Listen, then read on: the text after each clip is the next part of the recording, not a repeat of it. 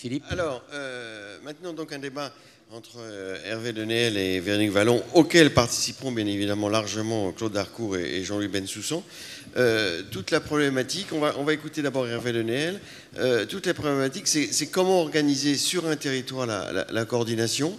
Il y a les maisons de santé, vous en avez parlé, mais c'est encore minoritaire. Et... il y a du bruit? Non, voilà. Et donc, quand j'ai discuté avec vous, Hervé Denel et Véronique Vallon, vous dites, nous, libéraux, Hervé Denel, il faut qu'on y aille.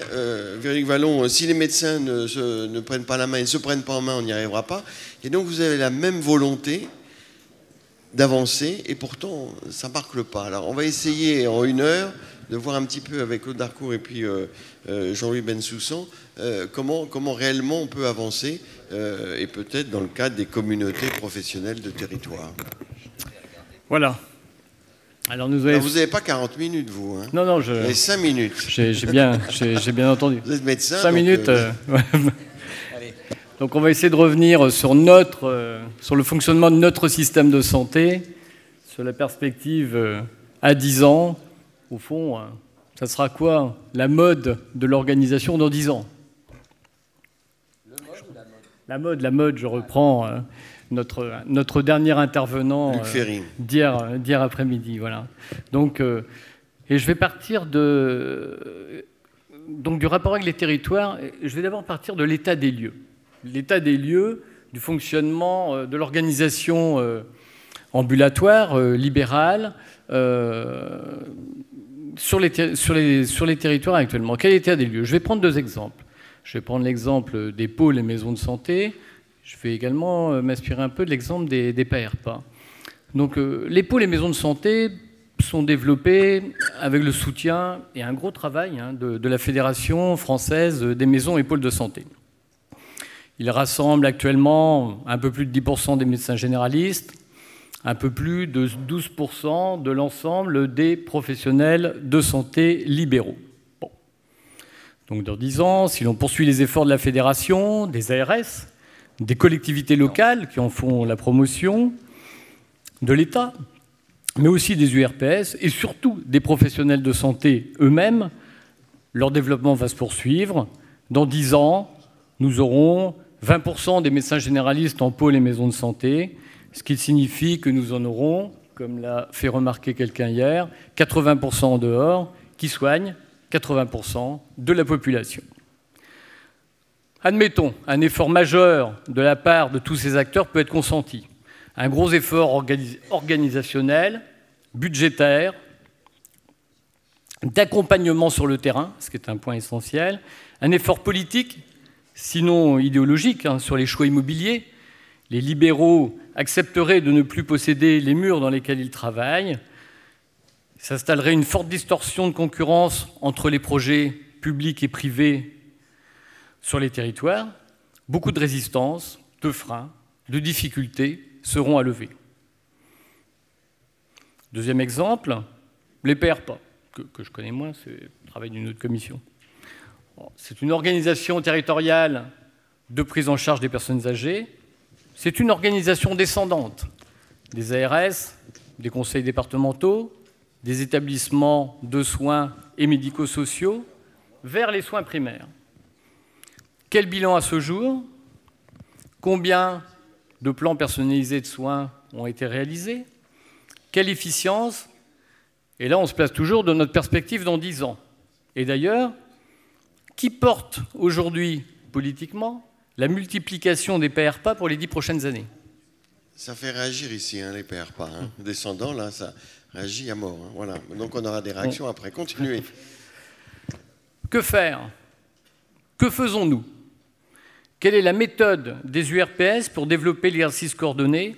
Et quel est le travail de notre commission, puisque je suis le coordinateur de cette commission exercice coordonné au sein de la Conférence nationale des URPS. Comment rassembler une équipe de professionnels de santé libéraux?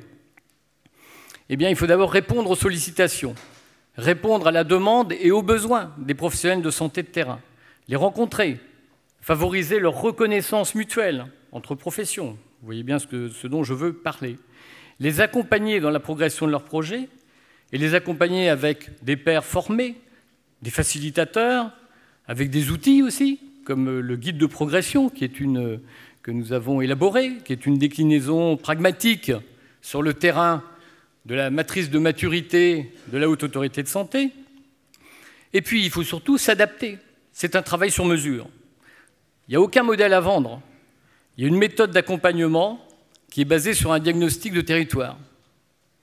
C'est celle que nous avons créée avec les groupes pour l'exercice coordonné, que nous appelons les GECO, qui rassemblent toutes les formes d'exercice coordonné. Est-ce que ça marche? Oui. Nous produisons cette organisation non seulement à l'échelle d'un pôle ou d'une maison de santé pluriprofessionnelle, mais aussi d'un territoire plus vaste, celui d'un bassin de vie ou celui d'un territoire de proximité ou de projet, comme on veut. Nous savons établir des organisations territoriales d'appui aux professionnels, des organisations portées par les libéraux, auxquelles peuvent s'associer des établissements de santé publics et privés, des compétences médico-sociales et sociales. Notre objectif ici est de libérer du temps médical de soins pour les médecins et les professionnels de santé libéraux. Des exemples, nous en avons vu un hier, qui était l'exemple de l'ARESPA, qui est une forme qui répond finalement à ces objectifs. Et nous, en Bretagne, effectivement, comme le disait Pierre Ricordeau, nous avons une expérimentation sur un territoire, qui est un territoire de projet, qui porte cette ambition, avec un financement qui permet d'avoir des coordinateurs qui vont aider les médecins et les professionnels de santé dans les cas complexes, surtout sur tout ce qui est articulation médico-sociale. Ça permet de dégager du temps sur des travaux sur lesquels ni les médecins ni les autres professionnels de santé n'ont de véritables compétences et qui les met en difficulté. Voilà, vous imaginez bien les situations, vous y êtes en tant que médecin, vous y êtes confronté, c'est l'hospitalisation de la personne âgée, qu'est-ce qu'on fait du conjoint qui lui-même a des troubles cognitifs, voilà. Donc, est-ce que c'est vraiment le métier du médecin ou est-ce qu'il ne serait pas nécessaire de le déléguer à des gens qui ont une formation spécifique pour répondre à ces besoins? Nous savons développer une organisation issue du terrain, au-delà des murs d'une maison de santé pluriprofessionnelle ou même sans maison de santé pluriprofessionnelle. La mise en place d'un programme d'éducation thérapeutique articulant le premier et le second recours, d'un programme de chirurgie ambulatoire, comme vous l'a présenté Hubert Lehété hier, qui lie la ville et les établissements, eh bien, tout ça, ça relève bel et bien de l'exercice coordonné. Puisque nous abordons la question de la mobilisation des professionnels autour d'un territoire, je vous propose ce schéma. Vous voyez que c'est un schéma avec des ellipses, ce qui est un peu différent d'un schéma que les ARS et les URPS ont dû connaître. Vous savez, il a disparu. C'est le schéma de la pyramide avec le service territorial de santé au public. Bien. Ce dont nous avons besoin, tous, c'est d'aller vers une culture de l'exercice coordonné, une culture de terrain. Et nous avons besoin d'être coordonnés et non d'être ordonnés.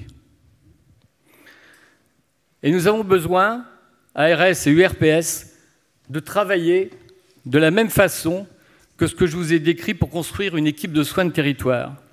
Nous devons nous solliciter mutuellement, nous rencontrer, nous reconnaître, comprendre les missions des uns et des autres, comprendre nos besoins respectifs, améliorer nos méthodes, construire. Nous devons aussi, en tant qu'URPS, sur un territoire, créer les conditions d'une représentation libérale, lisible et responsable. C'est un véritable enjeu pour l'ensemble des URPS. Les URPS ont pour mission, entre autres, d'organiser la profession et de participer à la mise en œuvre du plan régional de santé. La mission des ARS rejoint ces objectifs. Elle les doit aux citoyens. Changeons de point de vue. Ce ne sont pas des URPS qui demandent de l'aide ou des moyens aux ARS, ce sont des URPS qui peuvent permettre aux ARS de remplir leur mission auprès des citoyens. Le territoire est et sera le lieu de ces missions. Le territoire est aussi l'espace de la confiance, l'espace de la souplesse, l'espace de l'adaptation des moyens aux spécificités d'un territoire, et notamment en matière de santé publique. Les moyens mis en œuvre doivent être à la hauteur de la mission, des nécessités des professionnels de santé libéraux, mais des besoins des patients. Le virage ambulatoire ne se négociera pas à la sortie du virage, c'est-à-dire à la sortie de l'hôpital, si on veut être clair. Tout pilote vous dira qu'un virage se négocie bien plus par la façon dont on y entre que par celle dont on en sort. C'est pas Philippe. Il est nécessaire, pour réussir cette transition vers l'exercice coordonné, que des moyens équivalents soient consacrés à l'organisation ambulatoire au regard de ceux de l'organisation hospitalière. Bref, que la moitié du budget et du temps ARS d'organisation des soins dans la région soit consacré à l'ambulatoire. Enfin, il faut y réfléchir. Il serait raisonnable d'y réfléchir. Les médecins libéraux et les professionnels de santé libéraux dans leur ensemble portent des qualités de vigueur, d'initiative, de réactivité, d'efficacité. Parfois, il arrive que leur lucidité les amène à contempler plus la façon dont ils vont mourir que celle dont ils vont vivre. C'est un bel exercice de philosophie platonicienne. Il n'y aurait pas d'inconvénient à considérer, comme Luc Ferry, que la philosophie nous aide plutôt à vivre. Et la vie contient l'action, le mouvement, le changement. Un homme d'État affirmait que ceux qui tardent à changer sont punis par la vie. Nous, libéraux, ne pouvons pas prendre ce risque. Nous devons bouger pour nous-mêmes, pour nos patients surtout, pour la société dans laquelle nous vivons. C'est cela être libéral, c'est cela maintenant, et ça le sera aussi dans 10 ans. Merci. Merci.